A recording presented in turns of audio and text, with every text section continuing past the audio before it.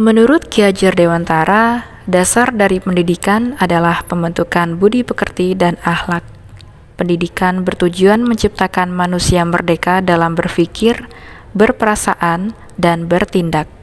Sedangkan tujuan pendidikan menurut Undang-Undang Nomor 20 Tahun 2003 Pasal 3 adalah pendidikan berfungsi untuk mengembangkan kemampuan dan membentuk watak serta peradaban yang bermartabat dalam rangka mencerdaskan kehidupan bangsa. Assalamualaikum warahmatullahi wabarakatuh. Perkenalkan, saya Wulandari Hasanah, guru di SMP Muhammadiyah Rambah Hilir. Pada kesempatan kali ini, saya akan berbagi praktik baik dalam rangka penerapan pembelajaran berdiferensiasi yang memanfaatkan aplikasi Canva dan Kahoot. Pembelajaran berdiferensiasi adalah proses belajar mengajar yang berfokus pada pemenuhan kebutuhan individu setiap peserta didik. Pembelajaran berdiferensiasi juga berprinsip bahwa setiap peserta didik memiliki perbedaan dalam kemampuan, minat, gaya belajar, dan latar belakang, sehingga guru perlu menyesuaikan strategi, metode, dan materi pembelajaran agar sesuai dengan karakteristik masing-masing peserta didik. Ada beberapa hal yang melatar belakangi pembelajaran berdiferensiasi. Pertama, adanya keberagaman peserta didik dalam kelas. Kedua, sebagian guru masih menggunakan metode yang masih konvensional dalam kegiatan belajar mengajar, sehingga hal tersebut masih terkesan kuno dan perlu adanya pembaruan dalam sistem pembelajaran. Kemudian, mengapa pembelajaran berdiferensiasi ini perlu diterapkan? Tentu saja untuk meningkatkan motivasi belajar peserta didik. Dalam pembelajaran berdiferensiasi, ada 3 strategi pendekatan yang bisa dilakukan. Pertama adalah diferensiasi konten.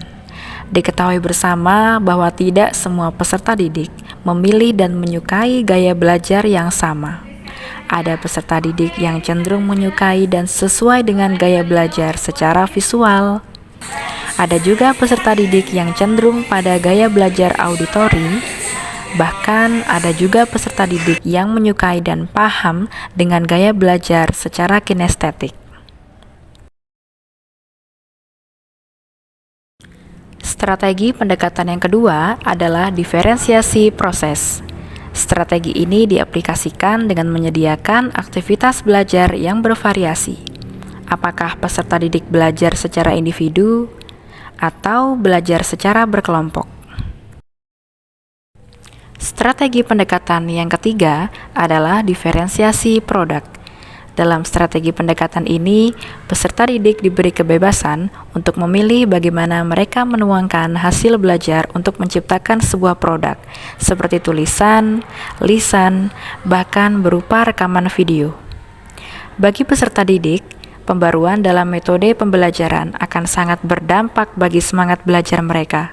Maka dari itu, perlu adanya dan dilakukan pembelajaran berdiferensiasi guna mencapai potensi maksimal dari dalam diri masing-masing peserta didik. Beberapa tantangan yang saya temui dalam mencapai tujuan tersebut diantaranya adalah peserta didik belum maksimal dalam memanfaatkan gawai, terutama sebagai pendukung pembelajaran.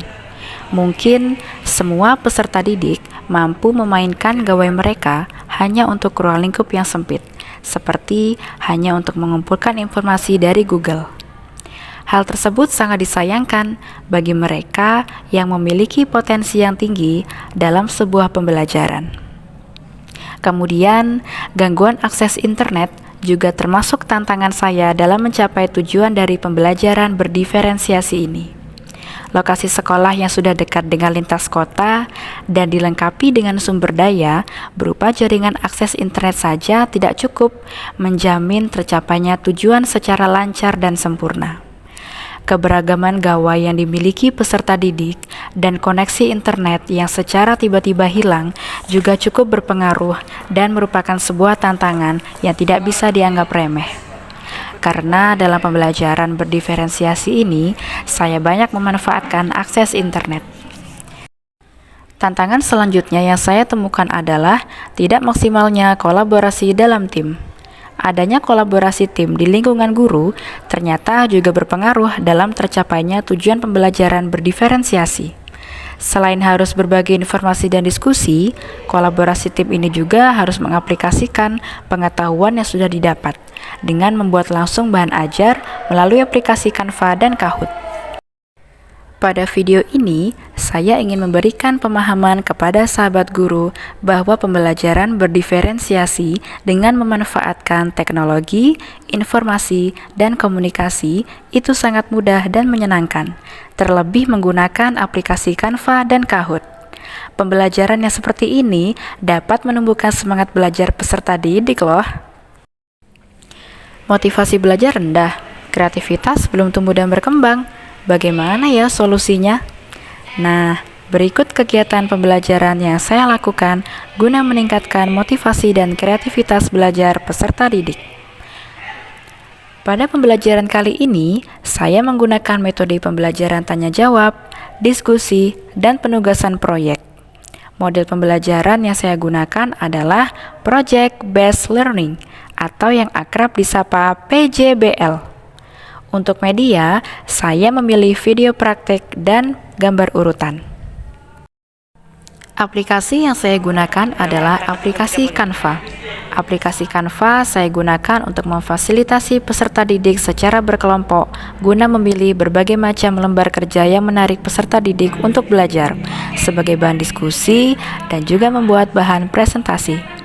Sebagai contoh, lembar kerja yang didapatkan dari Canva ini meminta peserta didik untuk dapat berkolaborasi menyelesaikan suatu proyek menyusun suatu teks prosedur sederhana berbahasa Inggris.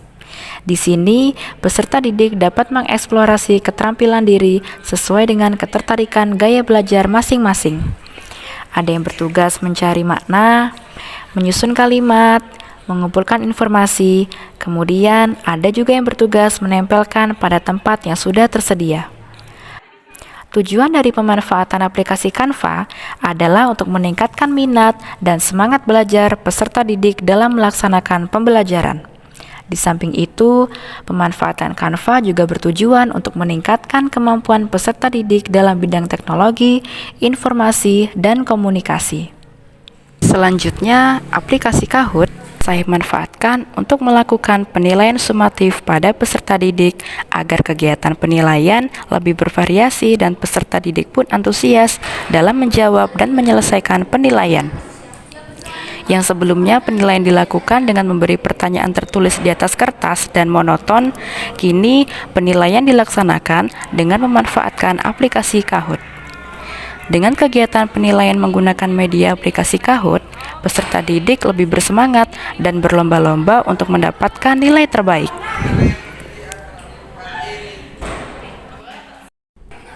Untuk mengatasi kendala keterbatasan kuota internet maupun gangguan jaringan Wi-Fi, maka saya harus siap sedia untuk segera berbagi dalam bentuk hotspot jaringan internet agar kegiatan belajar tetap kondusif, efektif, dan efisien. Sahabat guru, tahukah bahwa menjadi hebat dan bermanfaat untuk orang lain itu sangat istimewa? Karena saya mempunyai prinsip bagelan, yaitu berbagi, belajar, dan terapkan. Prinsip berbagi informasi mengenai pembelajaran dengan pemanfaatan aplikasi Canva dan Kahoot ini saya lakukan bersama rekan guru yang ada di SMP Muhammadiyah Rambah Hilir melalui komunitas belajar rutin mingguan. Kemudian untuk prinsip belajar, saya bersama rekan guru lainnya meluangkan waktu untuk melakukan dan membuat langsung media pembelajaran yang lebih menarik dan menyenangkan melalui aplikasi Canva dan Kahoot. Prinsip yang berikutnya yaitu terapkan. Setelah berbagi informasi dan teori pemahaman, kemudian mempelajari bagaimana cara pembuatan dan penggunaannya, kini saatnya untuk guru menerapkan dalam pembelajaran di kelas pembelajaran masing-masing. Karena sebuah kendala dari berbagai hal, termasuk pembelajaran, adalah untuk tetap konsisten menerapkan produk yang dibuat. Hasil refleksi yang diperoleh dari pembelajaran berdiferensiasi dengan memanfaatkan aplikasi Canva dan Kahoot telah memberikan pengalaman yang positif, baik bagi guru maupun peserta didik.